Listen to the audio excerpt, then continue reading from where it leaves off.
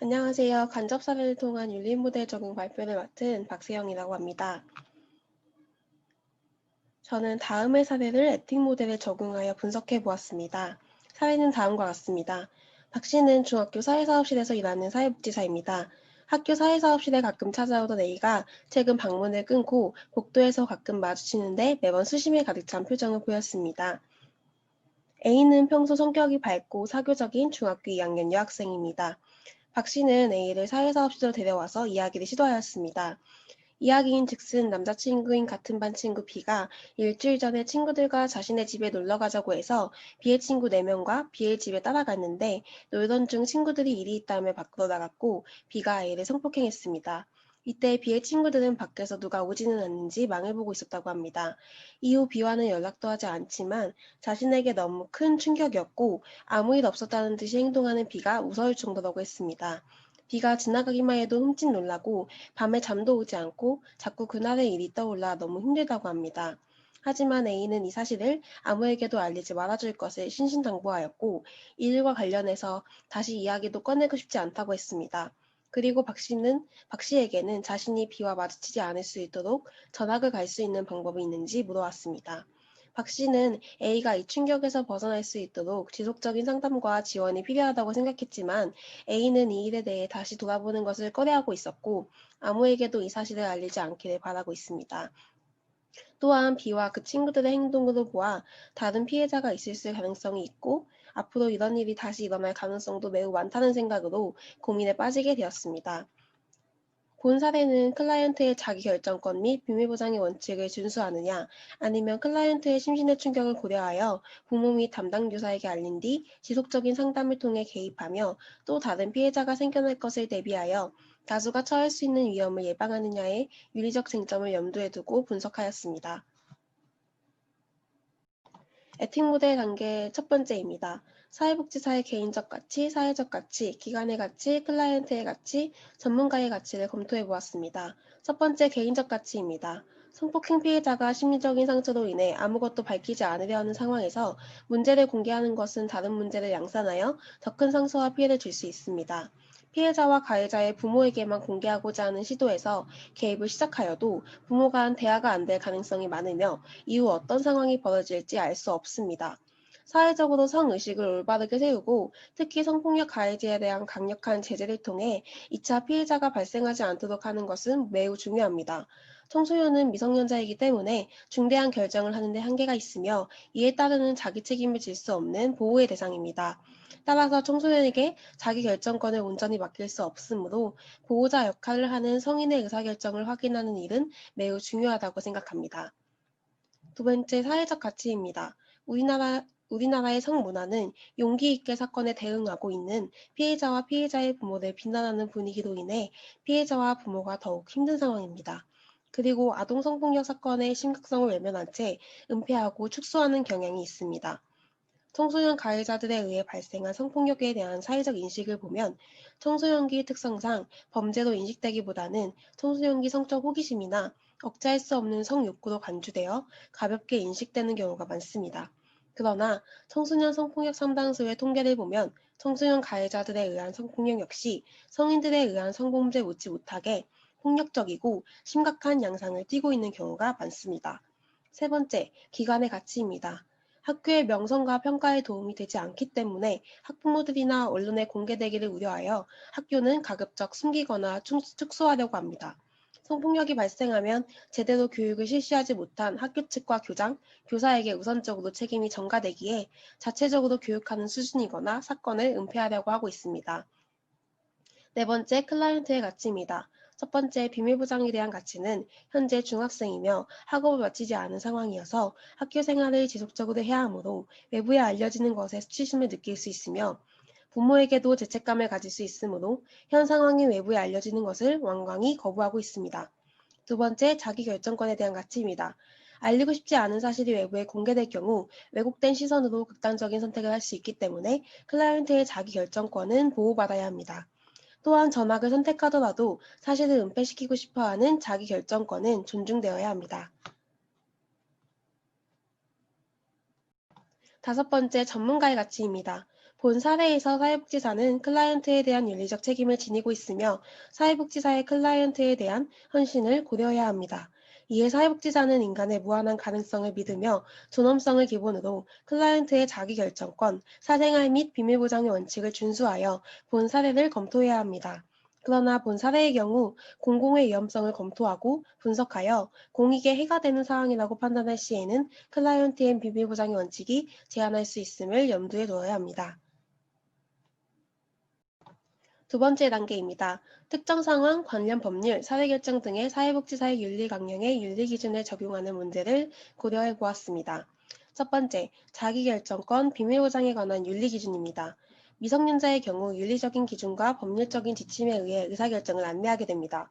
성적인 문제는 명백하게 주요 임상과 생활의 쟁점 가운데 하나입니다. 임상이나 생활의 쟁점은 자녀의 치료에 관한 모임이 이루어지는 동안 특정하게 부모와 논의하여야 합니다. 따라서 전문가도 반드시 청소년 클라이언트에게 임상과 생활의 쟁점에 관해 명확하게 해야 합니다. 전문가는 클라이언트의 부모와 이야기하기 전에 자신이 클라이언트 부모와 이야기할 것이라는 사실을 클라이언트에게 공개하여야 합니다. 두 번째, 관련 법률입니다. 성폭력 범죄의 처벌 및 피해자 보호 등에 관한 법률 주요 내용입니다. 13세 미만의 사람에 대한 유사강간행위 처벌, 성폭력 피해자의 전담 조사제 도입, 진술 녹화제 적용 대상 13세 미만에서 16세 미만으로 확대, 성폭력 피해자 인적사항 공개 금지 의무의 일반화, 신뢰관계에 있는 자 동석 의무의 강화가 주요 내용입니다. 에틱 모델 세 번째 단계입니다. 각기 다른 결정으로 나타날 수 있는 가능한 결과에 대한 가설을 검증하였습니다. 가설 첫 번째입니다. 클라이언트의 자기 결정권만을 존중해 비밀을 지켜주었을 경우입니다. 사회복지사가 비밀보장의 원칙을 지키기 위해 클라이언트의 자기 결정권만 인정할 경우 클라이언트가 아직 미성년인 관계로 성장하면서 과거 부정적인 경험에 의해 심리적, 정서적 불안감을 가질 수 있습니다. 그로 인해 죄의식, 불안감, 우울증, 분노감 등의 부정적 정서를 갖게 되고 자신의 문제만이 아니라 관계하는 가족, 친구들과의 정서적 교류가 불안정하게 맺어질 수 있습니다. 가해자의 문제에 있어서도 가해자의 문제에 대해 비밀 보장을 하는 게 아니라 가해자의 잘못된 행동이 숨겨지게 되어 가해자가 죄의식을 느끼고 반성할 수 있는 기회가 주어지지 않게 됩니다. 또한 가해자는 피해자의 이러한 심리를 이용해 이후 더 심각한 범죄로 발전할 수 있는 여지가 있습니다. 가설 두 번째입니다. 클라이언트의 자기 결정권을 제한하여 비밀 보장이 지켜지지 않을 경우입니다. 클라이언트가 청소년임을 감안하여 자기 결정권을 제한하고 클라이언트의 상황이 학교 및 부모에게 알려질 경우 오히려 클라이언트가 자신의 잘못인 것처럼 죄의식과 수치심, 우울증을 갖게 될 가능성이 있습니다. 또한 학교에서 클라이언트의 상황이 알려질 경우 학교 내 교우와 교사로부터 잘못된 인식을 전달받을 수 있어 상처가 깊어질 우려가 있습니다. 집단 강간의 형태를 띠는 청소년 성폭력 사건은 재범률이 높으므로 향후 발생될 2차적 문제를 예방하는 차원에서 클라이언트의 자기 결정권을 제한하는 결정을 내릴 수 있습니다. 그러나 클라이언트의 동의 없이 공개가 이루어졌을 때 치료 과정에서의 신뢰관계가 깨져 클라이언트에게 상처를 줄 수 있으며 치료 개입을 거부하는 최악의 상황까지 초래될 수 있습니다. 가설 세 번째입니다. 클라이언트의 비밀을 지켜주되 필요한 사회적 개입이 이루어졌을 경우입니다. 클라이언트가 비록 자신이 당한 성폭력에 대해 부모에게 알리고 싶지 않더라도 사회복지사는 일어날 수 있는 예상 문제에 대해 생각하고 클라이언트의 문제에 개입해 상담과 치료를 통해 부정적 문제로부터 벗어날 수 있도록 도움을 주되 사전에 부모와의 상담을 통해 부모로서의 역할, 클라이언트의 심리적인 부분을 이야기해서 도움을 줄 수 있도록 해야 하며 학교에 알려질 경우를 대비해 부모와 클라이언트의 입장을 고려해 접근하는 방법을 택할 수 있습니다.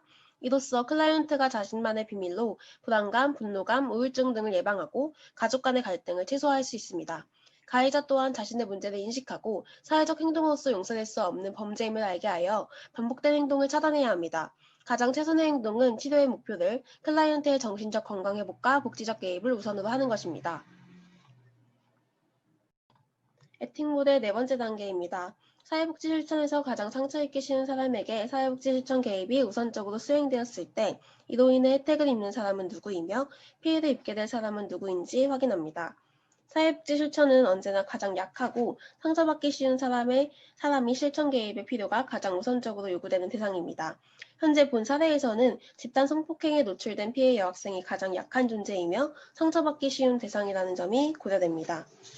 가설 첫 번째입니다. 클라이언트의 자기결정권 및 비밀보장의 원칙에 따를 경우 피해 여학생에게 가장 많은 혜택이 주어지는지 검증해 보았습니다. 클라이언트의 자기결정권 및 비밀보장이 지켜진 채 클라이언트가 방치될 경우 피해 여학생은 계속되는 정신적 불안함 속에 부정적인 성 경험으로 인해 성인이 되어서도 비정상적인 삶을 유지할 가능성이 있습니다. 또한 가해 학생 역시 혜택을 입게 될 사람으로 볼 수 없습니다. 그 이유는 가해 학생들의 경우 본인들은 성범죄를 저질렀음에도 불구하고 문제의 심각성 내지는 앞으로 발생될 가해 학생들의 성인식의 혼란 등 문제에 노출된 채 사회적 개입이 전혀 이루어지지 않는다면 향후 가해 학생들이 성인이 되어서도 성 문제에 노출될 수 있으며 이것은 사회정의 실현에도 매우 큰 위협의 요소로 작동할 것입니다. 곧 이 가설에서는 피해자 및 가해자 모두가 피해를 입게 된다는 결론에 도달하게 됩니다. 가설 두 번째입니다. 성폭력 문제에 대한 심리사회적 접근을 고려하여 클라이언트가 청소년임을 감안하고 자기 결정권을 제한한 채 비밀보장이 지켜지지 않을 경우 클라이언트에게 혜택이 주어지는지 검증해 보았습니다. 이 또한 심각하게 고민해볼 문제입니다. 클라이언트와 충분한 합의 없이 이루어진 개입은 성폭력에 대한 수치심 및 대상자 자신이 보호받지 못하고 있다는 자괴감 등 사회적 불신으로 인해 클라이언트의 정신적 고통이 더욱 심화될 가능성이 있으며 가해자에게는 그들의 잘못된 성인식에 대한 수정 및 미래 올바른 성인으로서 삶의 기회를 제공하지 못하고 범죄자도 가해자 학생뿐만 아닌 가해자 가족 모두가 더 이상 정상적인 삶을 영위하지 못하고 재개하지 못하게 하는 계기가 될 것입니다. 곧 이 가설에서도 피해자 및 가해자가 모두 혜택이 아닌 피해를 입게 된다는 결론에 이르게 됩니다. 세 번째 가설입니다. 클라이언트의 비밀보장을 최대한 지켜주면서 필요한 사회적 개입이 되었을 경우 클라이언트에게 혜택이 주어지는지 검증해 보았습니다. 여기서 클라이언트에게 이익이 되게 하는 방안을 찾아볼 필요가 있습니다. 이는 가설 1도 아닌, 가설 2도 아닌, 가설 3에서의 클라이언트의 자기결정 및 비밀보장의 원칙을 최대한 보장하면서 클라이언트 스스로 치료에 대한 의지를 가질 수 있도록 직접적인 개입을 하며 또한 클라이언트와 합의를 도출하여 가해자에게 접근하는 방식을 취하는 방법이 있을 것입니다. 여기서는 피해자도 가해자도 모두 혜택을 얻게 되는데 물론 피해자의 혜택이 우선되어야 하며 비밀보장은 지켜지면서 클라이언트의 성폭력 피해에 대한 정신적, 신체적 피해를 극복할 수 있는 심리사회적 접근을 시도하며 클라이언트 스스로 극복하고 일어설 수 있는 충분한 기회를 제공해 주어야 합니다. 또한 클라이언트가 충분히 준비가 되었을 때 클라이언트의 결정에 의해 부모 상담 등이 이루어져야 할 것이고 가해자에게는 사회적 오픈이 아닌 클라이언트의 결정에 의한 개별적 접근을 시도하여 그들의 잘못된 성인식에 대한 치료에 접근해야 할 것입니다. 마지막 다섯 번째 단계입니다. 가장 윤리적인 선택에 관해 슈퍼바이저와 동료로부터 자문을 구하는 단계입니다. 이 사회에서의 슈퍼바이저는 학교 관계자가 되는데 학교의 방침은 공개를 하지 않고 은폐하여 해결 방안을 찾도록 지시하였습니다. 그러나 선임학교 사회사업과의 자문을 통해 본 사항은 청소년기에 있어 중대한 사안인 만큼 외부에 발설되지 않도록 최대한 비밀보장을 준수하면서 클라이언트의 부모 및 클라이언트에게 개별적으로 개입하여 향후 발생될 수 있는 클라이언트의 정신적 피해로 인한 불행한 미래가 발생하지 않도록 하며 가해자도 그릇된 성인식으로 인해 성인이 되어서도 범죄자로 전락할 우려를 염려하여 지속적인 개입을 통해 클라이언트와 가해자 모두가 치료될 수 있도록 할 것을 조언받았습니다. 또한 여기서 중요한 것은 클라이언트의 부모 또한 정신적 충격이 매우 커서 향후 클라이언트에게 비언어적인 행위로 지속적인 스트레스를 줄 수 있어 부모에 대한 상담 프로그램도 강화해야 함을 강조하였습니다. 사례에 대한 결론입니다. 본 사례를 점검한 결과 가장 나쁜 결정을 모두 제외하면 제3의 가설이 가장 좋은 선택이 됩니다. 중요한 것은 클라이언트의 복지를 우선 고려하는 것입니다. 가장 최선의 문제 해결 방법은 클라이언트를 격려하여 클라이언트 자신이 스스로 자신의 부모에게 공개하도록 하는 것입니다. 전문가가 클라이언트 부모에게 알리는 것보다 클라이언트가 스스로 알리는 방법이 우선되어야 합니다. 단사회복지사가 부모에게 공개할 경우 공개 전에 부모에 관한 정보를 먼저 조사해야 하며 부모에게의 공개가 도움이 되지 못할 것으로 판단되면 먼저 클라이언트에게 지지가 될 수 있는 다른 보호자를 발굴하여 공개할 수 있습니다. 무엇보다도 클라이언트와 가해자가 모두 치료받을 수 있는 제한된 공개를 실시하는 것이 무엇보다도 중요하다는 결론을 내렸습니다. 이상으로 발표를 마치겠습니다.